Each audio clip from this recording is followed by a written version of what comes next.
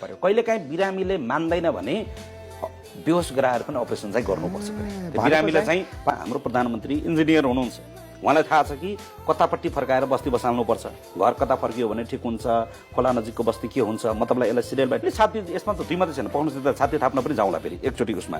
त्यसैले गर्दाखेरि अहिले यो सुकुम्बासी समस्या समाधान गर्ने सन्दर्भमा चाहिँ परम्परालाई यसो हेऱ्यो भने सुकुम्बासी कसले बनाएको त? अब अलिकति यो पनि भनिदिउँ न त। अब थोरै धेरै लामो नजाउँ, यसमा दलहरू जोडिन्छन्, पुराना दलहरू जोडिन्छन्, उनीहरूको संरक्षण जोडिन्छ, उनीहरूकै मान्छे जोडिन्छन्। यो भोटको ठुलो राजनीति भएको छ। मान्छेलाई गरिब बनाएर आशा पाएका छन्, मान्छेलाई गरिब बनाएर, मान्छेलाई दलित बनाएर, मान्छेलाई सुकुम्बासी बनाएर, मान्छेलाई भूमिहीन बनाएर, सुकुम्बासीको सङ्घ बनाएर, सुकुम्बासीको राष्ट्रिय अधिवेशन गरेर, राष्ट्रिय सम्मेलनमा प्रधानमन्त्री गरेर उद्घाटन गर्ने परम्परा कसले बनाएको?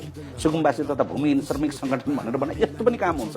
भोकनाङ्ग सङ्गठन भन्ने पनि प्रश्न उठेन, उनीहरू त्यही बोल्न सकेन। याद गर्नु भएको छ पुराना दलहरू कोही बोल्यो अहिले भनेको त्यसरी अगाडि फ्रन्टमा आउन सके, उनीहरूले झन्डा लिएर आउन सके, सरकारले गल्ती गरौँ सुकुम्बासीलाई नहटा भनेर भन्ने आड त आएन नि त। समस्या त के हो भने यति राम्रो सरकार, यति बुझेका मान्छेहरूले चलाएको सरकार, यति इन्जिनियरिङ काबिल भएका मान्छेहरूले चलाएको सरकार, यो नयाँ पुस्ताको सरकारले मानवीयताको ख्याल गर्नु पर्दैन। अब मानवीयता प्रक्रिया पुरा गर्नु पर्दैन, समय छ। अब म तपाईँलाई बाबा तपाईँहरूलाई फलानु सुकुम्बासी हो, यो हुकुमबासी हो, तपाईँहरू यता सुकुम्बासी यता, तपाईँहरू बस्ने ठाउँ यता, तपाईँहरू जाने ठाउँ उता, तपाईँहरूले आजसम्म गरेको गल्ती गल्तीको क्षतिपूर्ति यता, तपाईँहरूले आजसम्म अन्याय भएको सरकारले दिने राहत यता भनेर छुट्याउन नपर्ने।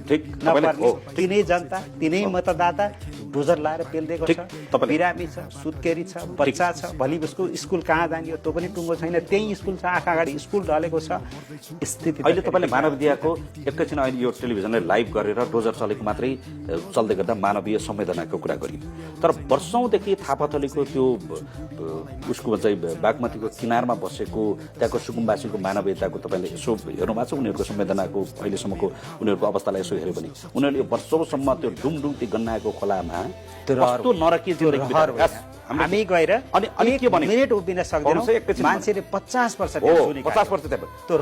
अब त्यसरी बसेको मान्छेलाई अहिले उठाएर ल्याएर उठाएर ल्याएर होल्डिङ सेन्टरमा राखेर, गेस्ट हाउसमा राखेर, दिनको 4 चोटि खाना दिएर बच्चा बच्ची कति रहेछन् अहिले छान्दै जाँदा त खास सुकुम्बासी कति छ आऊ हामी दिन्छौँ भन्दा त कति आयो त?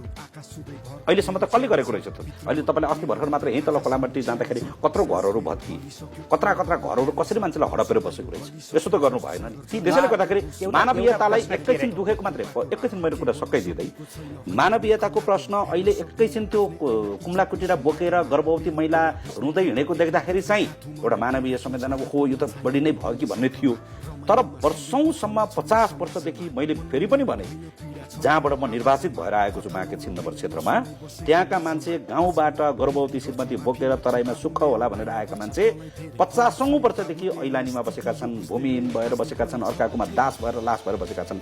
अहिलेसम्म भूमिहीन भएर बसेका मान्छेलाई तँलाई भूमिको मालिक गराइदिन्छु, यता होइन यता आइज, खोला नजिक त बसाल्नै भएन नि त्यहाँ। म तपाईँबाट एउटा लजिकल अथवा चित्त बुझ्दो जवाब के चाहन्छु भने प्रक्रिया अलि 15 दिन, 1 महिना, 1.5 महिना मात्रै प्रक्रिया दिएर तिमीहरूको अब हामी हटाउँछौँ जसरी पनि तिमीहरू निस्किनै पर्छ, तिमीहरूको व्यवस्था गर्छौँ हामीले, त्यसका लागि चाहिँ तिमीहरू यहाँबाट निस्किदेऊ अथवा हामीले यहाँ ठाउँ बनाइदिएका छौँ त्यता जाऊ भनेर। यो भन्दा बिग्रिन्थ्यो कि मैले सिम्पल क्वेसन है एकदम तपाईँले भनेको जस्तो चाहिँ त्यो त हामीले चुनावमै जाँदा भनिसकेका थियौँ त। त्यो कुरा त हामीले 1 महिना 1.5 महिना होइन, त्यो त हामीले चुनावमै जाने बेलामै हामीले के भनेका थियौँ त 1100 दिनभित्रमा आयोग बन्छ, त्यो आयोगले छानबिन गर्छ, छानबिन गर्नलाई होइन त्यो त हामीले भनेर गएको हो त। त्यो त होइन, त्यो आयोग बनाएर छानबिन गरेर हुकुमबासी र सुकुम्बासी छुट्याएर के हुन्थ्यो? हो त्यो गरेकै त्यही त हो त, अपरेसन त्यही त हो। कुन आयोगले भन्यो त यहाँ यो सुकुम्बासी हो, यतिजना सुकुम्बासी हुन् त, नभए त्यो स्क्रिन गर्न किन जरुरी थियो त नि? त्यो उसमा 10 रङ्गशालामा लगेर पहिले छुट्टाएको हुन्थ्यो भने त तिमीहरू स्वाट्टै यता जाऊ भनेर भनिहाल्यो हुन्थ्यो। अहिले पनि त्यहाँ छुट्टाउने काम भइरहेको छ। अहिले मात्र होइन, अब म तपाईँलाई यो पनि भनिदिएको छु। 100 दिनको तपाईँलाई चित्त बुझ्दै जवाफ दिउँ। अब त्यसो भए त म तपाईँलाई चित्तै बुझ्ने जवाफ के दिउँ भने बालनजी पहिला काठमाडौँ महानगरको मेयर हुने बेलामै उहाँले त्यो हटाउन त्यति बेलै खोजिरहनु भएको हो। उहाँले लामो समयदेखि त्यसलाई स्क्यान गरेर एक्सरे गरेर तपाईँले भनेको जस्तो कति अपरेसन गर्ने भनेर अपरेसन अपरेसन डेट पनि फिक्स गरेर राख्नु भएको थियो हो। होइन त्यति बेला गृहमन्त्री रविजी हुनुहुन्थ्यो होइन अब त्यो संघीय सरकारको सहयोग बालनजीले खोज्नु भएको थियो मैले त्यति बेला फेरि सरकारको नेतृत्व अर्कैमा थियो फेरि नेतृत्व अर्को थियो, रविजी गृहमन्त्री। त्यति बेला खोज्नु भएको थियो होइन। त्यसैले गर्दाखेरि के हो भने यो रोगको सन्दर्भमा हाम्रो अहिलेको प्रधानमन्त्री लामो समयदेखि बेला आउने बेलामा म अपरेसन गरिदिन्छु, अन द स्पोट अपरेसन गर्न सक्छु भन्ने त्यो सबै लिएर बस्नु भएको थियो उहाँ। म त्यही ठाउँमा अपरेसन गर्न सक्छु भन्ने। बालनजीले एउटा डाक्टरले आफ्नो अगाडि बसेको बिरामीलाई उपचार गर्न पनि सक्छु भन्ने छ उहाँलाई। यसरी उपचार हुन्छ भने थाहा छ, त्यो विषय विज्ञता पनि छ उहाँसँग, त्यो रोगको विषय विज्ञता पनि छ भनेपछि कहिलेकाहीँ बिरामीले मान्दैन भने बेहोस गराएर पनि अपरेसन चाहिँ गर्नुपर्छ।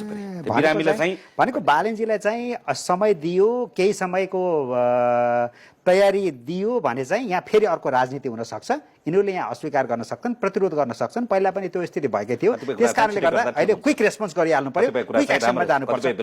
कतिपय कुरा चाहिँ बेलामा हुरी बतास आउनुभन्दा पहिले बालिनाले सियारेकै राम्रो हो नि। रविजी र बालनजी चाहिँ बिचमा यो अन्डरस्ट्यान्डिङ थियो, काठमाडौँमा जसरी बुलडोजर चल्यो